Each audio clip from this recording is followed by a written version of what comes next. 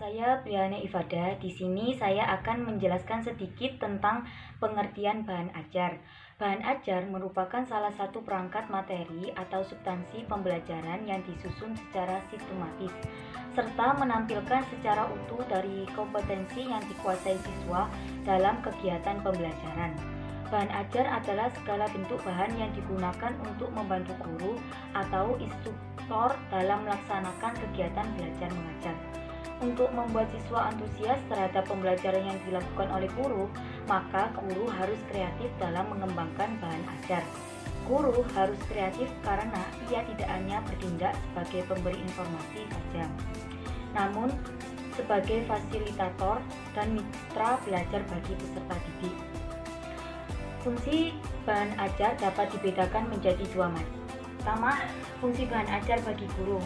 1. Menghemat waktu guru dalam mengajar. 2. Mengubah peran guru dari seorang pengajar menjadi seorang fasilitator. 3. Meningkatkan proses pembelajaran menjadi lebih efektif dan interaktif. Yang keempat, sebagai alat evaluasi. Fungsi bahan ajar bagi siswa yang pertama, siswa dapat belajar tanpa harus ada guru atau teman siswa yang lain. Yang kedua, siswa dapat belajar kapan saja dan di mana saja yang ia kehendaki.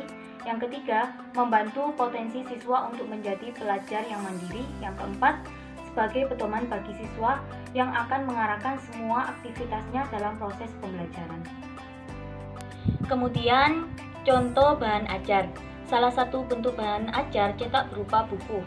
Buku merupakan bahan tertulis yang menyajikan ilmu pengetahuan buah pikiran dari pengarangnya. Buku yang baik adalah buku yang tertulis dengan menggunakan bahasa yang baik dan mudah dimengerti. Disajikan secara menarik, dilengkapi dengan gambar dan keterangan-keterangannya. Isi buku juga menggambarkan sesuatu yang sesuai dengan ide penulisnya. Sebagaimana bunyi Peraturan Menteri Pendidikan Nasional Nomor 2 Tahun 2008 Pasal 6 yang menyatakan bahwa buku teks digunakan sebagai acuan wajib oleh guru dan siswa dalam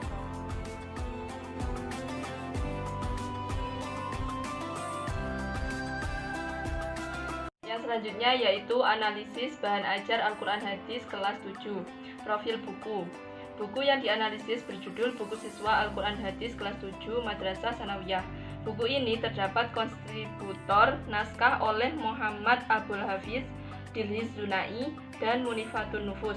Penelaah buku oleh Khairul Imam dan penyelia penerbitan oleh Direktorat Pendidikan Madrasah, Direktorat Jenderal Pendidikan Islam, dan Kementerian Agama Republik Indonesia. Buku ini cetakan ke-1 pada tahun 2014. Buku ini dimiliki sampul berwarna hijau muda kombinasi hijau tua. Buku ini terdapat tulisan kaligrafi Al-Quranul Karim dan gambar Al-Quran yang terbuka.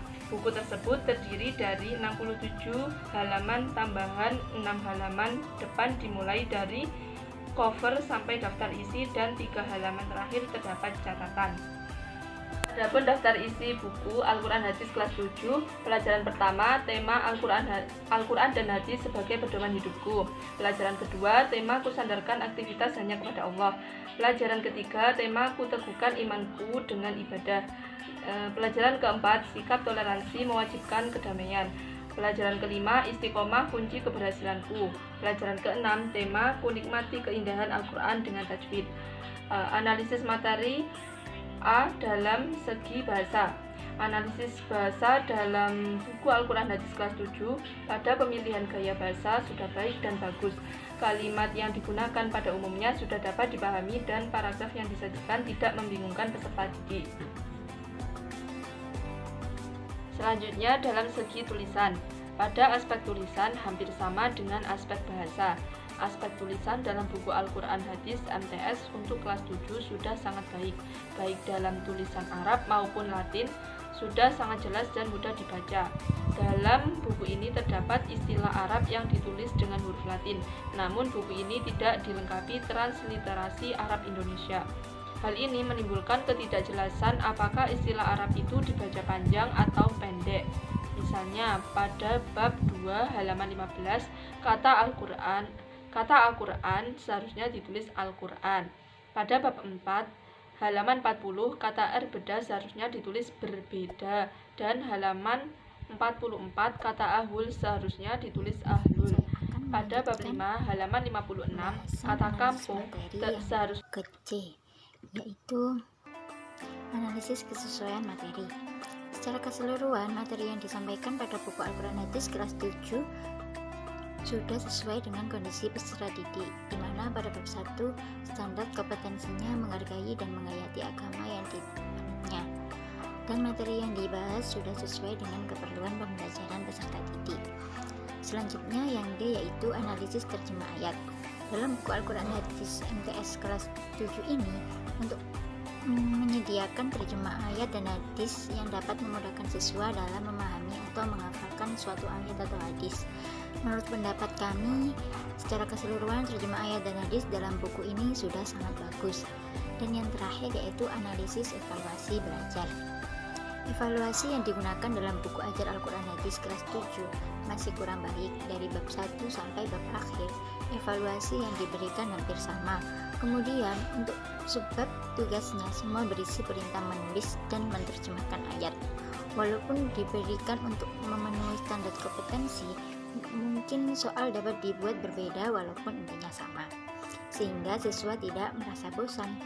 Ujian kompetensi pada buku ini juga masih belum dapat digunakan untuk menentukan penguasaan siswa terhadap materi yang diajarkan. Di samping itu, variasi soal pada buku tersebut sudah baik. Kemudian dari sisi variasinya, evaluasi dalam buku ini sudah kreatif, tapi dalam buku ini belum mencantumkan bentuk soal seperti pilihan ganda dan isian. Mungkin hanya itu yang dapat saya sampaikan.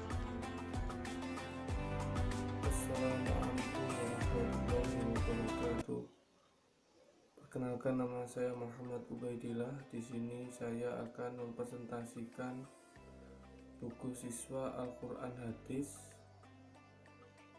Madrasah Aliyah.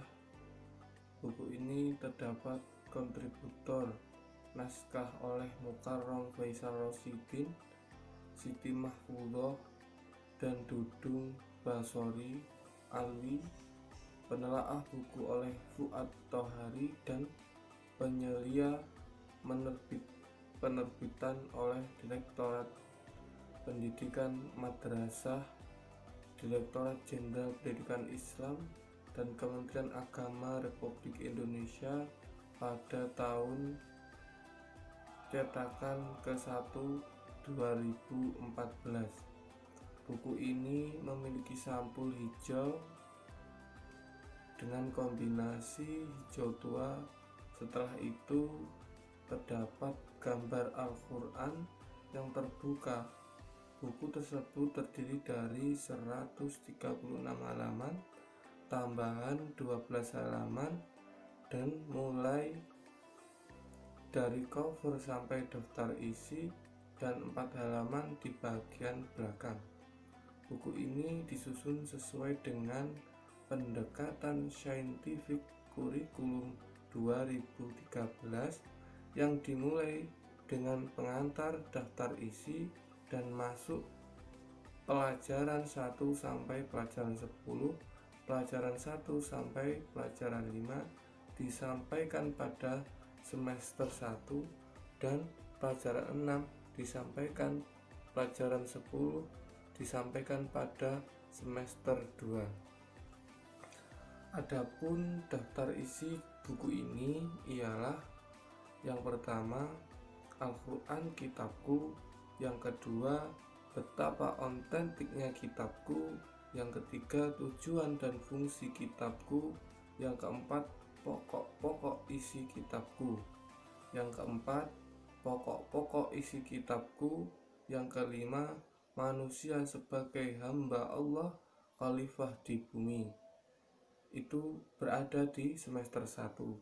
Sedangkan yang di semester 2 yaitu 6 sampai dengan 10, yang pertama, yang keenam, memahami hadis, sunnah, khabar dan akbar; yang ketujuh, memahami unsur-unsur hadis; yang kedelapan, betapa bermacam-macamnya sunnah Nabiku; yang kesembilan, memahami hadis dari segi kuantitas dan kualitas; yang terakhir yaitu yang ke-10, indahnya ikhlas dalam beribadah.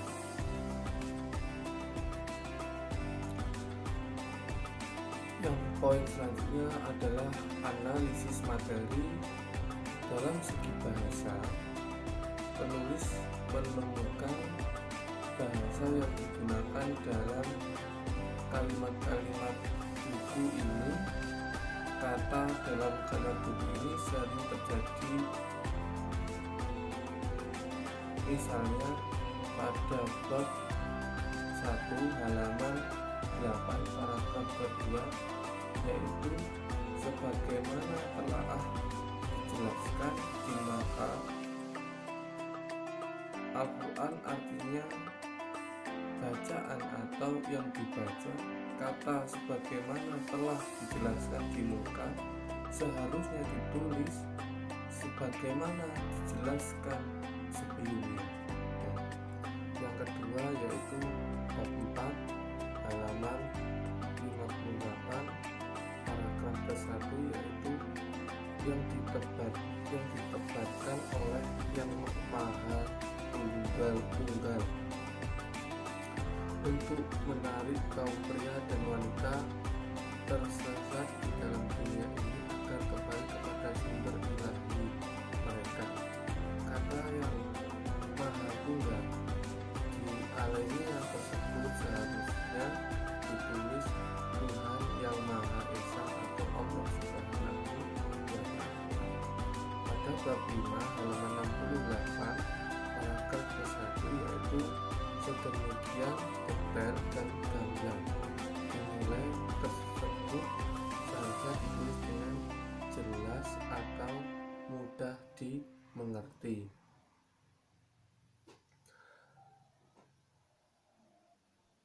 Berikutnya adalah analisis materi. Dalam segi tulisan, pada hal ini hampir sama dengan aspek bahasa. Aspek tulisan dalam buku Al-Quran Hadis MA Madrasah Aliyah kelas 10 sudah sangat baik dalam tulisan Arab maupun Latin sudah sangat jelas dan mudah dibaca.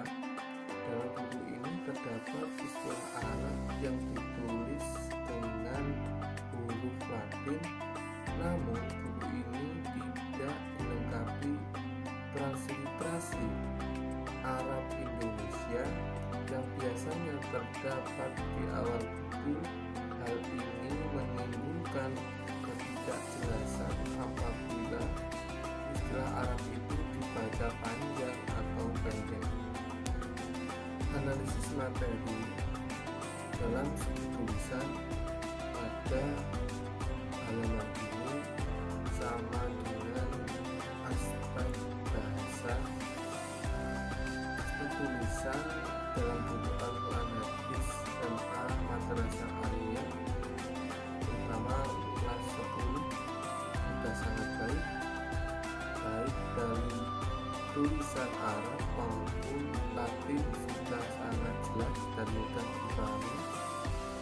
Dan buku ini terdapat istilah Arab yang ditulis dengan huruf Latin, namun buku ini tidak dilengkapi dengan transliterasi Arab Indonesia yang biasanya terdapat di awal buku. Hal ini menimbulkan tidak jelas apabila istilah Arab itu dibaca panjang atau pendek. Pada bab 1 halaman 10, kata sebagaimana bermaksud dalam ayat ini seharusnya ditulis termasuk. Pada bab 2 halaman 30, kata pemurnian dan ketika Al-Quran seharusnya ditulis keautentikan. Pada bab 5 halaman 69, kata dapat menganggap pesan melalui pendengaran itu seharusnya ditulis melalui. Pada bab 8 halaman 105, tidak mengornya atau melanggarnya. Seharusnya ditulis mengurnya.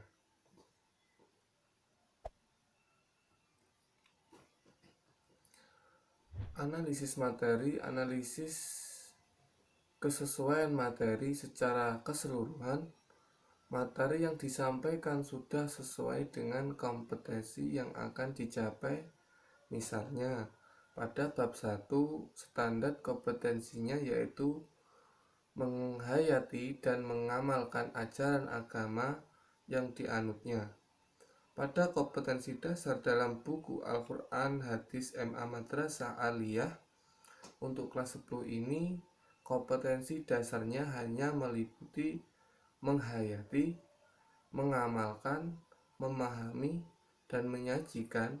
Hal ini mengertikan bahwa kemampuan yang diharapkan dapat dimiliki oleh peserta didik pada ranah kognitif, tingkat pengetahuan kolega, memahami, dan peserta didik mencapai tingkat di mana siswa mampu menguraikan penerapan suatu konsep.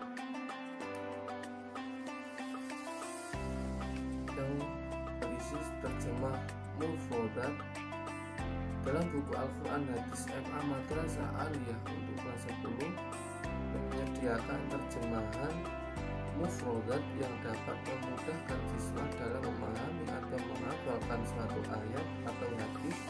Menurut pendapat penulis secara keseluruhan, terjemah mufrodat buku ini sudah bagus.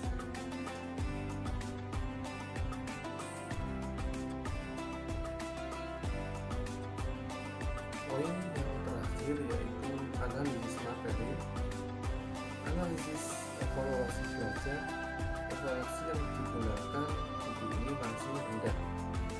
Instrumen yang dipakai masih monoton dari bab 1 sampai bab akhir yang diberikan hampir sama. Kemudian untuk subbab tugasnya semua berisi perintah menulis dan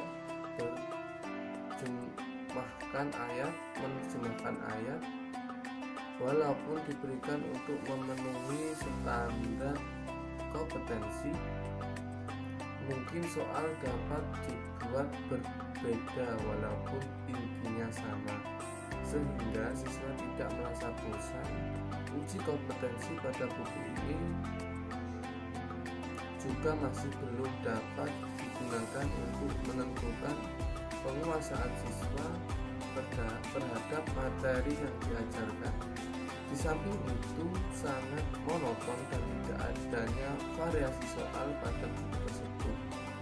Penulis juga menemukan kesalahan lain seperti yang telah diketahui bahwa suatu instrumen evaluasi akan dinilai Al-Quran Hadis MA Madrasah Aliyah terutama untuk kelas 10 hanya mewakili bab 1 materi yang telah disampaikan, di mana teks objektifnya menurut pendapat penulis seluruh soal teks sudah objektif. Soal-soal yang ada untuk mengukur penguasaan siswa mengenai materi yang diajarkan, buku pada materi yang diajarkan. Kemudian dari sisi variasinya, evaluasi dalam buku ini masih kurang variatif. Hal ini dapat dilihat dalam variasi soal yang hanya menggunakan 3 jenis soal, yakni menuliskan terjemahan bahasa Indonesia, uraian, dan esai. Seharusnya evaluasi yang disajikan bisa lebih variatif, misalnya mencantumkan soal objektif yang lain seperti pilihan ganda dan bentuk isian.